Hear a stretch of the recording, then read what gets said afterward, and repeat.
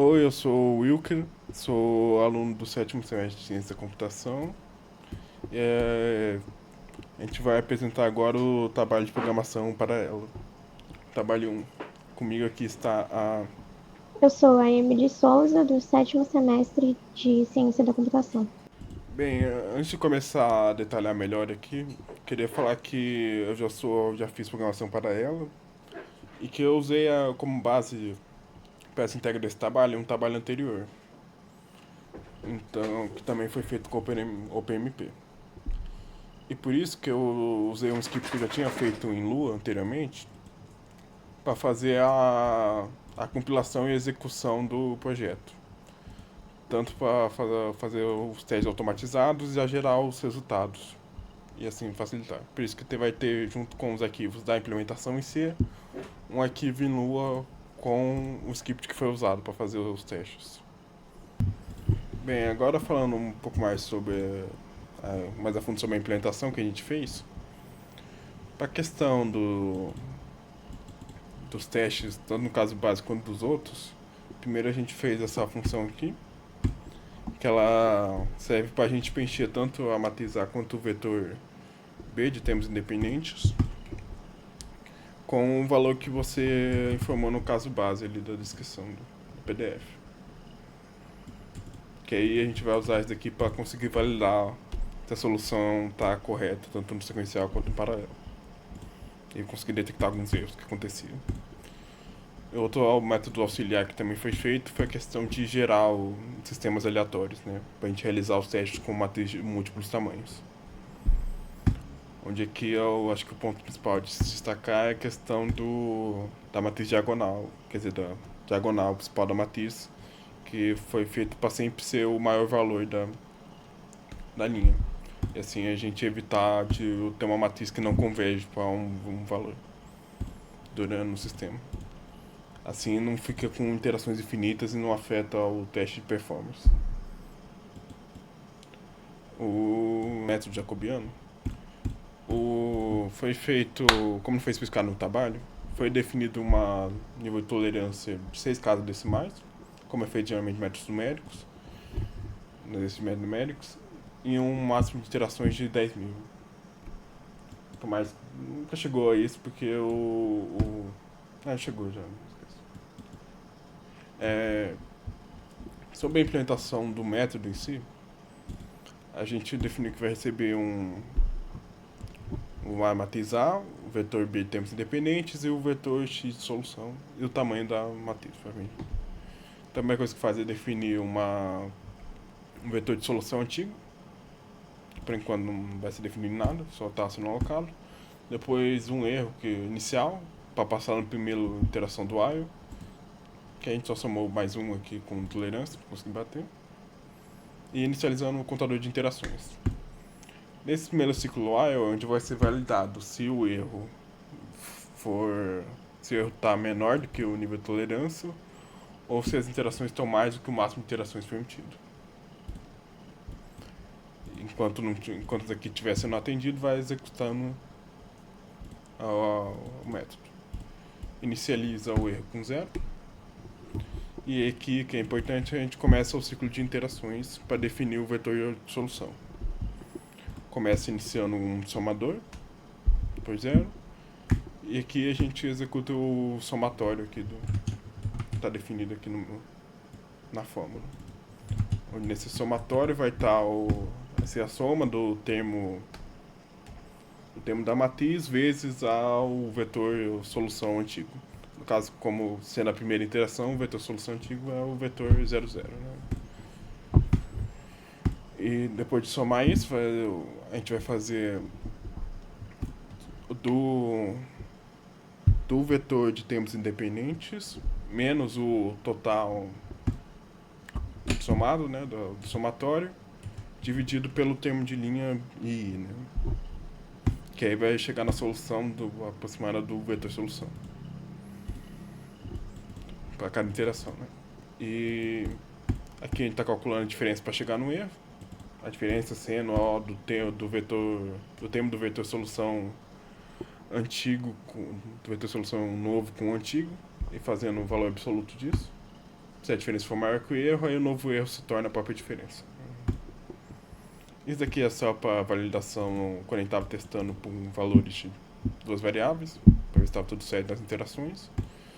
E aqui a gente está copiando do novo vetor de solução para o vetor de solução antigo, para ir para a próxima iteração. Itera mais um aqui e vai se repetindo esse ciclo até bater um desses duas condições aqui.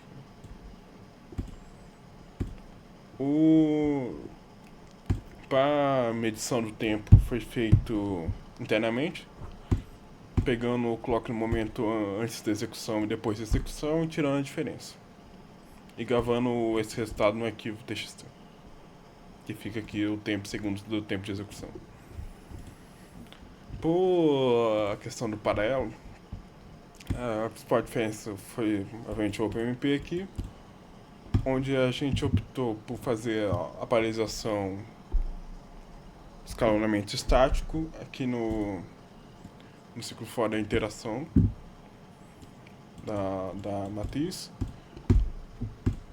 onde inicialmente não tinha essa redução, mas depois a gente teve que colocar a redução por conta de ter uma questão como internamente cada um calcula um erro, esse erro pode ser diferente e acabava quebrando como fazia a interação. Por isso precisou fazer uma redução, tinha essa variável compartilhada de erro, a gente pegou o maior valor dela depois da execução das múltiplas threads.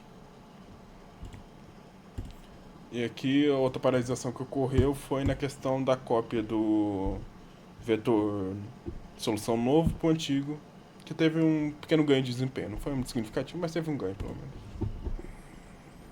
E outra mudança foi na questão de como foi feita a medida do tempo, porque como está executando múltiplas threads, tem que ver qual thread terminou e pá. E quem não realiza isso é a própria função do OpenMP para pegar o tempo, né? Então pega o tempo inicial, o tempo depois, tira a diferença e grava no arquivo que nem a outra implementação. Agora eu vou executar aqui para demonstrar.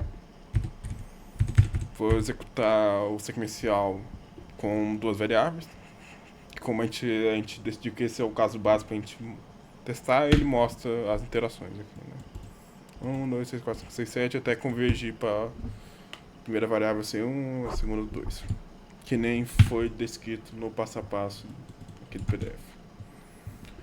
Para também, como esse script permite automatização, a gente tem os testes automatizados aqui.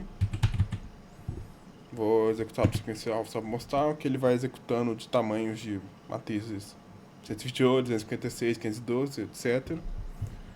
E aí vai mostrando o tempo pra gente que a gente pegou e colocou numa tabela, depois a gente vai preencher lá no relatório. Agora, passando para a questão das dificuldades que a gente teve durante o projeto, a Amy pode falar sobre essa parte. A primeira dificuldade que a gente teve foi na descrição do trabalho mesmo, decifrar a fórmula, né? Precisamos de conhecimentos da matéria de métodos numéricos, o Wilker me ajudou nessa. E o outro dificuldade que a gente teve foi em identificar onde que a gente faria a paralelização, né? Porque poderia ser feito em diversos pontos. A gente decidiu fazer no primeiro for de iteração e no último, né, que faz a cópia do vetor de solução novo para o antigo. Agora a gente vai falar da análise dos resultados, né?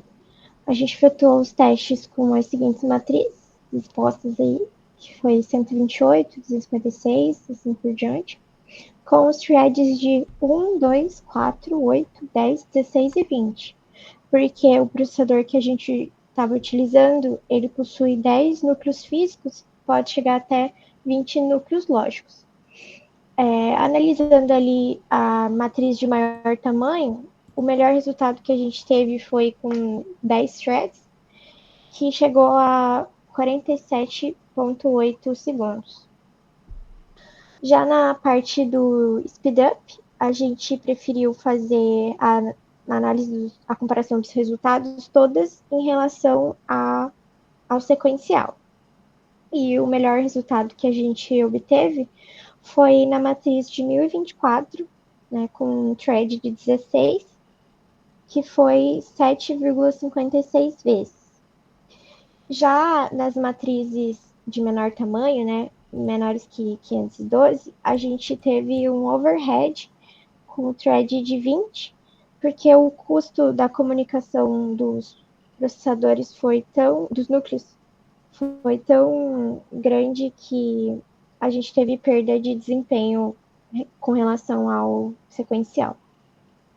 Bem, com isso a gente conclui nosso trabalho, né? Alguns pontos que você acha que é importante ressaltar aqui, poderia ser, os resultados que a gente teve foram até que bons, teve um ganho considerável, mas a questão a gente poderia ter otimizado mais, né? Vamos lá.